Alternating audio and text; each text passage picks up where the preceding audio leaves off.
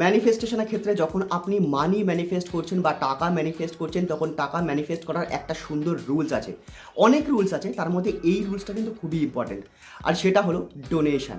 Actually নিয়ম আছে, আমরা যেটা রোজগার করি তার 10% আমাদের ডোনেট করা উচিত, কিন্তু আমরা সেটা করি না। ঠিক আছে, কোনো দরকার নেই, কিন্তু আমরা কিছু ভুলও করি। আমরা যখন কোনো ছোটোখাটো দোকানে যাই, সেখানে গিয়ে আমরা খুব বার্গেইন করি, আমি এত টাকা দেবো না, আরও কম দেবো, আরও কম দেবো। আর এর ফলে আপনার মানি এনার্জি ডাউন হয়, আপনার মানি ভাইব্রেশন খারাপ হয়।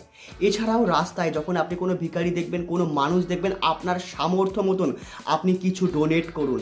আপনি তার বদলে কিছু ভাববেন না যে ইউনিভার্স দেখছে আমি ডোনেট করছি, না।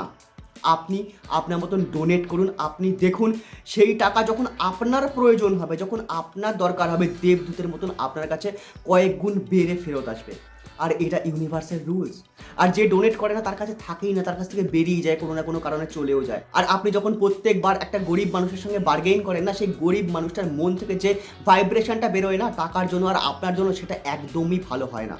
হতেই পারে সেই মানুষটা হয়তো দাম অনেক বেশি বলছে, আপনি তাকে এটুকু বলুন আমার কাছে এই অ্যামাউন্ট রয়েছে, আমি এই অ্যামাউন্ট দিতে পারবো, আপনি কি এই অ্যামাউন্টে আমাকে দিতে পারবেন? সে দুটো অ্যান্সার দিতে পারে, হয় হ্যাঁ বা না। হ্যাঁ হলে নেবেন, না হলে চলে আসবেন, কিন্তু বার্গেইন করবেন না। আপনার মানি ভাইব্রেশন আপনার কাছে ইম্পর্টেন্ট, সেটাকে খারাপ করবেন না।